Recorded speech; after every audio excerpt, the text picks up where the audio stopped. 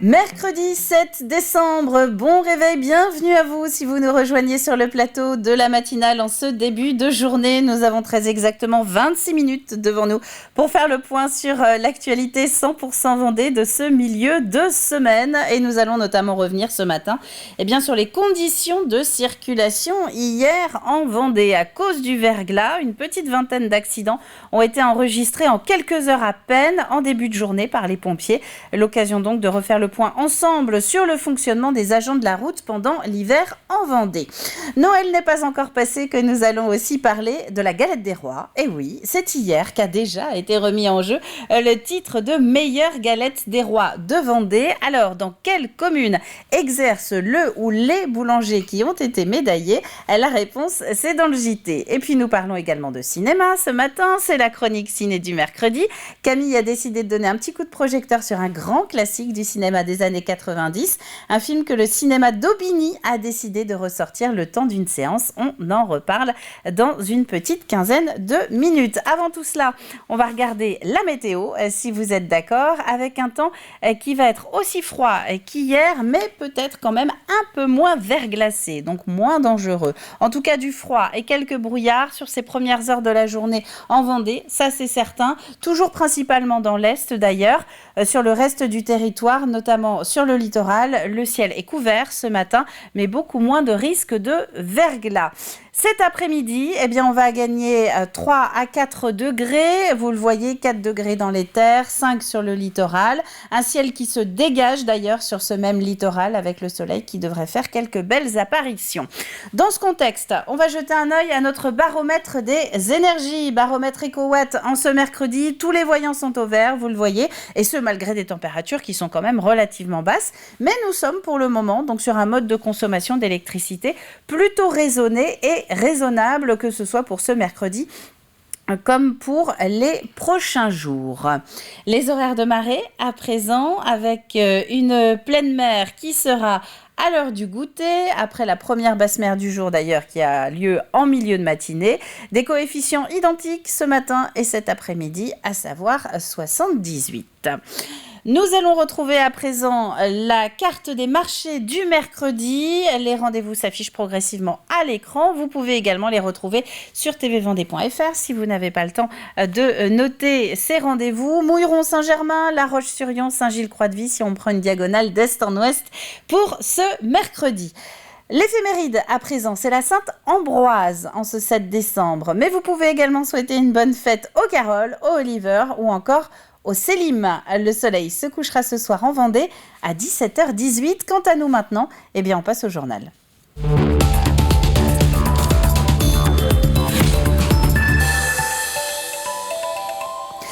Le verglas sur les routes de Vendée en a surpris plus d'un hier matin, y compris au sein des services spécialisés dans le salage des routes. Résultat, plus d'une quinzaine d'accidents relevés dans le département, principalement entre 6 et 8 heures, là où la circulation est la plus dense. C'est la 2 fois 2 voies à La Roche-sur-Yon, Montaigu-Vendée qui a été particulièrement touchée. Les agents routiers sont intervenus dans la foulée. Écoutez les explications de Colline Davy en compagnie du vice-président du conseil départemental, Laurent Favreau. Et oui, nous sommes au centre routier départemental parce que depuis ce matin, l'hiver a commencé et donc le salage des routes aussi. Est-ce que vous pouvez justement nous expliquer ce qui s'est passé? On a vu que plusieurs personnes s'étaient fait avoir sur plusieurs axes de la Vendée. Qu'est-ce qui s'est passé? Eh bien, ce matin, nous avons eu un épisode de froid très soudain et une baisse des températures assez brutale, ce qui a provoqué ce matin dans des coins un petit peu plus bas, des routes un petit peu plus humides, cette formation de verglas, de risque de glissade, véritablement pour les véhicules et pour les automobilistes. Les agents du département se sont mis en mode tout de suite réaction pour pouvoir aller saler ces routes, mais le temps de faire l'ensemble du tracé routier, quelques accidents ont malheureusement eu lieu. Et alors justement, comment ça se passe quand c'est comme ça, quand l'hiver arrive, que les températures redescendent concrètement, qu'est-ce que font les agents au quotidien ? Clairement, les agents ont toujours cette vigilance de l'ensemble de notre réseau routier départemental. Donc c'est plus de 20 millions déjà qui sont consacrés tous les ans à l'entretien de notre ensemble routier.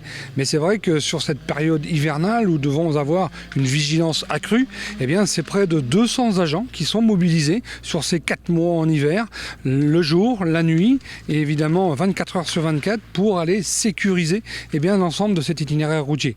Alors ce sont des saleuses comme nous avons derrière nous, des lames aussi qui sont là pour aller faire fondre ce verglas à travers le sel.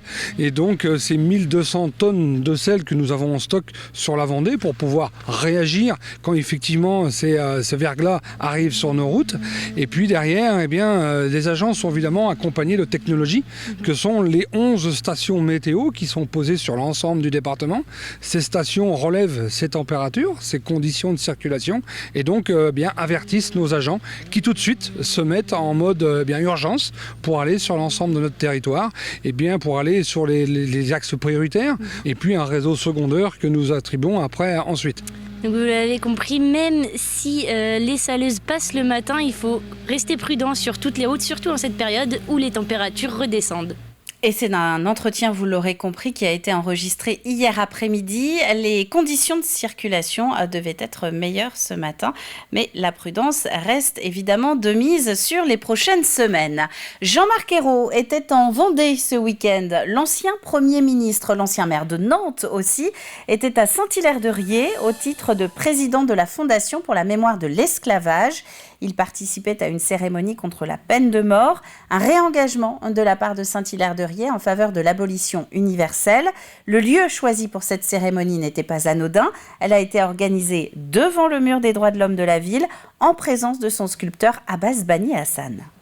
Il y a beaucoup de droits acquis qui peuvent être à certains moments être complètement remis en cause. Donc il y a un besoin de vigilance, de rappel que la lutte pour la liberté, l'égalité, la fraternité, c'est un combat et il faut continuer à le mener et qui demande une très grande vigilance. Donc ce monument et ces sculptures sont au cœur de la ville de Saint-Hilaire et sont un rappel permanent.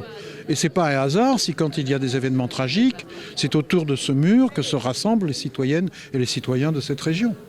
Notre cité maritime, notre port et la Vendée perdent l'un de ses acteurs nautiques les plus dynamiques. C'est une citation de Yannick Moreau, le maire des Sables-d'Olonne, qui a réagi hier soir dans un communiqué à l'annonce du décès de Marc Chopin, président du pôle Les Sables-d'Olonne Vendée Course au Large, surnommé d'ailleurs Monsieur Course au Large. Marc Chopin avait 55 ans, il est décédé en début de semaine.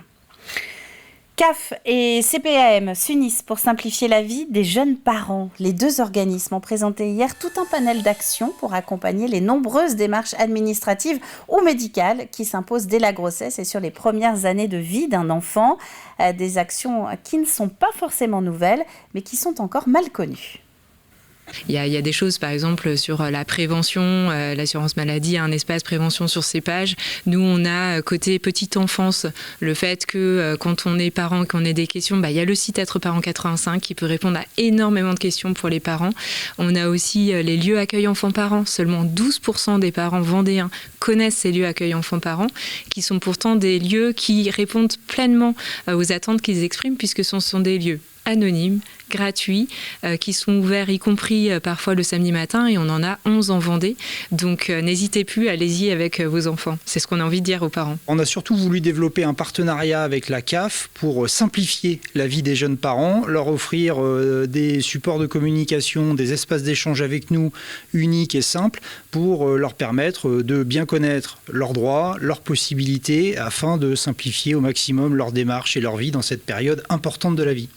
C'est une maladie qu'on dit silencieuse, une maladie qui touche pourtant plus du quart des personnes qui entrent à l'hôpital pour être soignées, ou même jusqu'à 40% des personnes souffrant d'un cancer ou de la maladie d'Alzheimer. La dénutrition n'est pas encore assez connue. Une semaine de sensibilisation vient donc d'être organisée dans les hôpitaux de La Roche-sur-Yon, de Montaigu-Vendée et des Sables-d'Olonne.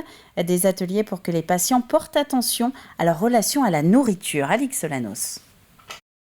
Comment dépister la dénutrition? Donc en se pesant. La sensibilisation commence par de l'information.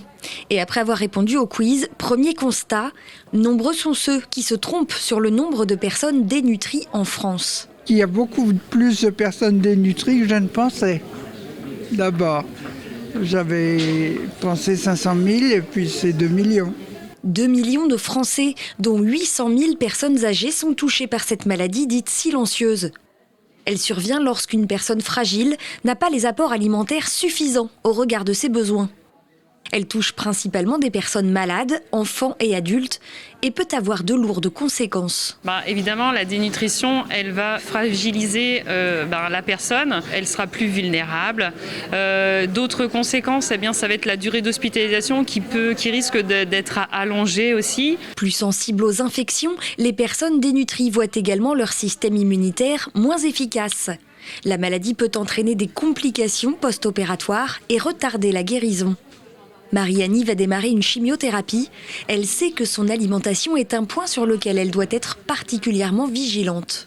Je ne perds pas de poids, je n'en prends pas. Il faut que je me maintienne, en fait c'est le but. Donc j'essaye de mettre tout de mon côté, mais pour mettre tout de son côté, les conseils, ça ne nuit pas. Au contraire, on a toujours besoin de conseils et pour aussi avoir du plaisir à manger. Céline Provost est diététicienne dans différents services du CHD. Elle sait que le plaisir de manger est devenu quasiment inexistant chez les personnes dénutries. Elle accompagne donc les patients, leur propose des recettes et des astuces pour enrichir leur alimentation. Dans un premier temps, on va leur dire de se forcer un petit peu, d'augmenter les quantités, d'enrichir leur préparation en leur conseillant de rajouter de la poudre de lait, de rajouter du fromage râpé, des fromages à tartiner, d'enrichir avec des fruits oléagineux, des noix, des amandes, des fruits secs et puis de faire des collations pour manger des petites quantités mais souvent. Fatigue intense, perte de poids et d'appétit peuvent être des signes d'une dénutrition. N'hésitez pas à en parler à un médecin et à être attentif aux personnes âgées dans votre entourage. Comme sur l'île-Dieu ou dans d'autres communes vendéennes particulièrement attractives l'été, l'île de Noirmoutier ne sait plus où loger ses résidents à l'année. Un manque de logement locatif très préoccupant car il remet en cause la vie même sur l'île. Les jeunes actifs noirmoutrins doivent partir sur le continent pour trouver un toit et la population insulaire vieillit. Un partenariat public-privé se met donc en place, une sorte de guichet unique dépendant de la communauté de communes pour rappeler que des aides à la rénovation existent, que des budgets ont même été débloqués, mais qu'ils ne sont pas utilisés, faute d'être connus. C'est un vrai sujet sur l'île. On est un petit territoire, on sait qu'on ne peut pas s'étendre. Donc on voit tous nos jeunes partir à l'extérieur. On les forme, ils restent à l'école et une fois qu'ils ont un travail, ils n'arrivent pas à se loger, donc ils partent à l'extérieur. D'autres jeunes qui voudraient venir sur l'île mais n'arrivent pas à se loger. Donc oui, c'est le rôle de la communauté de communes d'aider le territoire pour ses services, pour ces entreprises à les loger, oui. Un mot de basket à présent avec la retransmission en live ce soir sur la page Facebook de TV Vendée de ce nouveau match d'Eurocup du RVBC. Les Tigresses de La Roche-sur-Yon reçoivent les London Lions, le match de la dernière chance, comme le rappelle le club lui-même. En jeu, le maintien en compétition ou l'élimination pure et simple de l'Eurocoupe féminine de basket. Et puis toujours en basket, toujours à domicile d'ailleurs. Match aussi ce soir pour nos deux équipes de National 1 masculine, à savoir Challans et les Sables d'Olonne, 14e journée de la saison. Challans reçoit Chartres, les Sables reçoivent Tarbes-Lourdes. On termine avec cette question. À votre avis, quel est le point commun entre Bouin, Couex, Les Épaisses et Némy? Eh bien, c'est là que vous allez pouvoir retrouver les meilleures galettes des rois de Vendée. Celles, en tout cas, qui ont décroché hier une médaille d'or dans leur catégorie, puisque le concours s'est tenu au siège de la Fédération de la boulangerie-pâtisserie vendéenne. Plusieurs titres étaient effectivement en jeu. Meilleure galette aux amandes, meilleure briochée aux fruits, meilleure briochée nature et meilleure galette originale, la plus traditionnelle. On reviendra dans les prochains journaux de la journée sur les détails de ce palmarès, donc vendéen, de la meilleure galette des meilleures galettes des rois. On termine avec les prévisions de température pour ce mercredi matin. Pour résumer, il ne fait pas très très chaud et ce à cause d'un vent de nord-est qui va souffler entre 30 et 40 km/h ce matin. 1 degré, vous le voyez, sur ces premières heures de la journée dans les terres, ainsi que sur le littoral. 3 au meilleur de cette matinée, et ça, c'est pour l'Île-Dieu. On va passer maintenant à nos chroniques du jour. Je vous propose de revenir dans un premier temps sur les niveaux d'eau dans nos réserves vendéennes. On parlera aussi un petit peu de ciné avec Gérard Depardieu. Et puis on aura le jeu en fin de partie.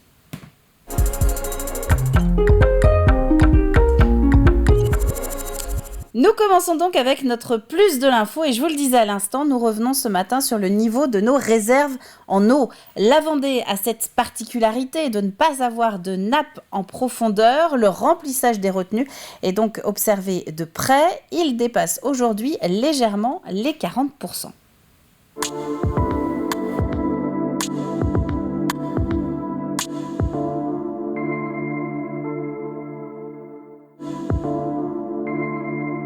On était peu serein il y a encore quelques semaines, c'est-à-dire au mois d'octobre où nous observions une baisse régulière de nos réserves. Aujourd'hui, nous sommes plus que sereins. Voilà. Je pense que tranquillement, sur le mois de décembre, fin décembre, début janvier, on devrait atteindre les cotes hivernales si la pluviométrie se poursuit. Un peu mieux que 2017. 2017 était exceptionnel puisqu'en 2017, nous avions des réserves avec un taux de remplissage à hauteur de 30% en février. Aujourd'hui, au mois de novembre, nous sommes sur des taux de remplissage à 36,9%. Et on observe une remontée, comme je vous le disais, assez progressive, assez importante sur cette dernière pluviométrie. La différence que nous avons en 2017, c'est que cette année, nous avons enregistré une pluviométrie très très faible sur l'ensemble des 9-10 premiers mois de cette année. Nous avons un déficit d'environ 300 mm en matière de pluviométrie. Les barrages sont aussi des moyens qui permettent de tamponner les crues, non pas de les absorber, mais de les tamponner. Et donc les niveaux hivernaux qui sont réglementaires sur nos barrages sont de 54 à 60%.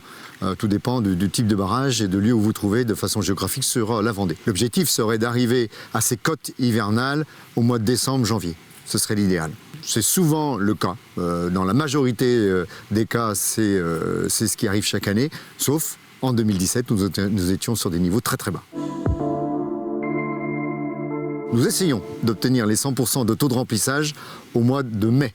Souvent, au mois d'avril, nous passons de ces cotes hivernales à des cotes estivales. Et donc, progressivement, avril-mai, nous obtenons ces taux de remplissage aux alentours de 100%. Depuis 2011, Vendéo avait imaginé comment mettre en place des outils de sécurisation, d'économie d'eau, de modernisation des usines pour faire face aux besoins des Vendéennes et des Vendéens face à la démographie qui est importante sur la Vendée, le développement économique, touristique et l'agriculture qui est toujours présente. Et des années comme 2022 permettent de tester ces prévisions, permettent de tester ces investissements qui ont été imaginés et mis en place. Ces années comme 2022 permettent aussi de faire en sorte de sensibiliser encore plus les Vendéennes et les Vendéens aux économies d'eau qui ne sont pas à mettre en place simplement lorsque la tension est importante, mais toute l'année. Chaque goutte qui est économisée, y compris en hiver, c'est une goutte d'eau qui sera disponible en période estivale.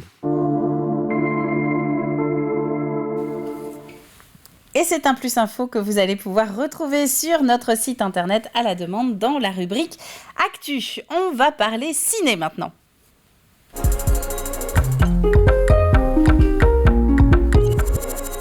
Avec une toile de la semaine qui va vous faire remonter un petit peu le temps. Camille a décidé de donner un coup de projecteur sur Cyrano de Bergerac, un grand classique de 1990, avec Gérard Depardieu, un film que le Carrefour à Aubigny a décidé de ressortir des cartons.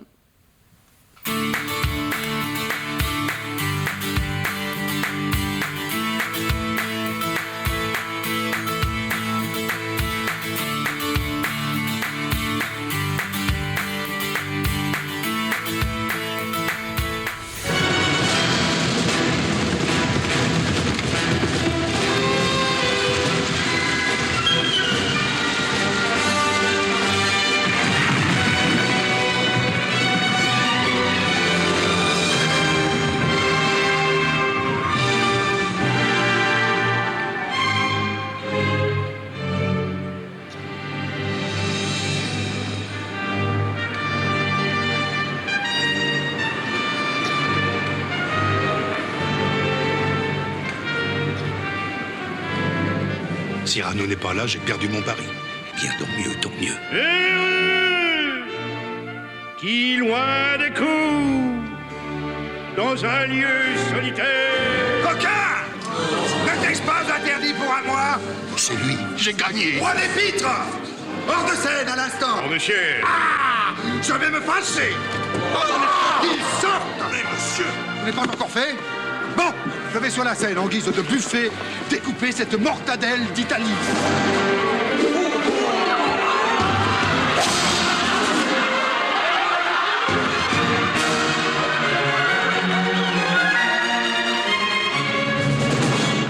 J'aime, mais c'est forcé. La plus belle qui soit. Je m'exalte, j'oublie, et j'aperçois soudain l'ombre de mon profil sur le mur du jardin.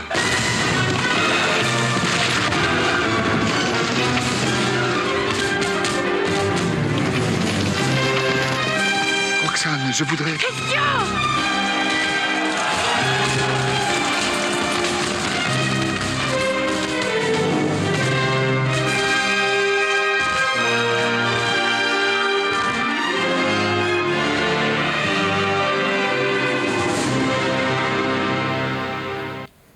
Et rendez-vous donc lundi matin à Aubigny pour ce grand classique de la littérature et du cinéma. On va parler maintenant du programme de TV Vendée.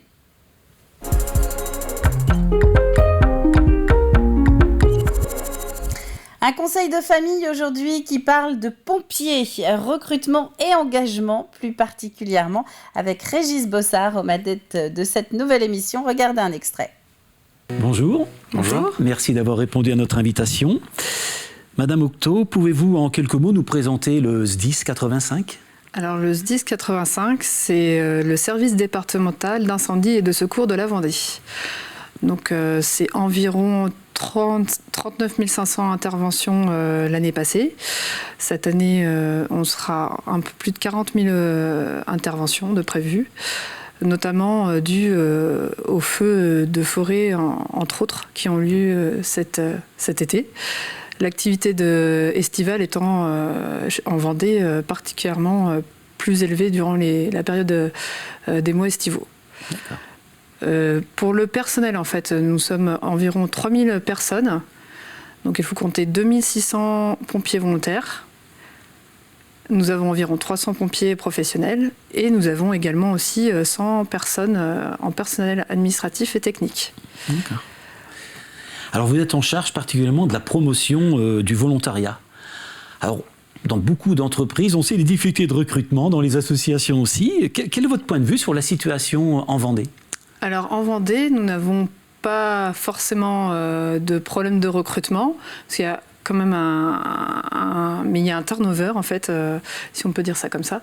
C'est-à-dire qu'il y a des gens qui partent en retraite ou qui arrêtent leur engagement, et nous en fait, on a besoin de renouvellement. C'est-à-dire tous les ans, il y a 10% de personnes qui sont renouvelées, et on cherche de nouveaux pompiers volontaires particulièrement, et du coup de tous les milieux, de tous les âges, sachant qu'en fait c'est ouvert de 18 à 65 ans.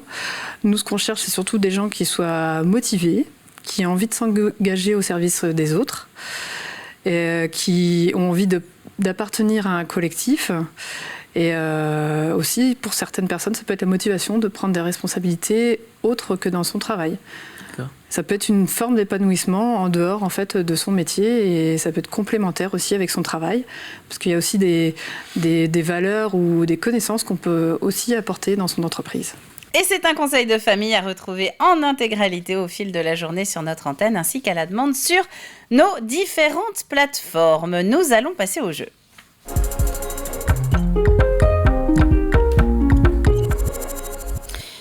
Regardez les images et dites-moi quelle est la particularité de cette troupe de théâtre de Vendée qui joue actuellement une pièce qui s'appelle Flagrant délire. La troupe en elle-même a une particularité. Vous avez jusqu'à vendredi midi pour m'envoyer votre réponse sur tvvendée.fr. À la clé, un gagnant qui repartira avec ce livre L'île des oubliés, livre d'Arnaud Guichard, qui a d'ailleurs dédicacé l'ouvrage ainsi que la personne qui l'a illustré. Indice du jour pour découvrir cette particularité de cette troupe théâtrale. Il y a 2 ans, ils étaient ovationnés tous les soirs. Et c'était pas au théâtre. Voilà. Ça, c'est le petit indice supplémentaire bonus. Voilà pour le jeu. On a parlé de la galette des rois tout à l'heure. Alors, puisqu'il nous reste 50 secondes, je vais revenir sur ce sujet de la galette des rois qui a été abordé dans le sujet pour vous donner quand même le nom des boulangers qui ont remporté. Alors, dans la catégorie originale, la galette traditionnelle, c'est la boulangerie Le Puy des Délices qui est aux Épaisses qui a remporté cette médaille d'or de meilleure galette 2023. Pour la briochée nature, c'est Grain de Folie à Couex. Pour la briochée aux fruits, c'est la chocolatine à Bouin. Et pour la galette aux amandes, c'est la boulangerie Proutot à Némy. Mais je voudrais mettre en avant également Aux Délices d'Alex, cette fameuse boulangerie de Loie que nous avons reçue il y a quelques semaines en plateau de la matinale. Eh bien, elle est dans tous les palmarès aussi. Elle a décroché une médaille un petit peu partout. Et oui, on en reparle dans les prochains journaux de la journée sur TV Vendée. C'est la fin de cette matinale. Merci à vous. Très bonne journée. À demain 7h. Et d'ici là, soyez prudents. À demain!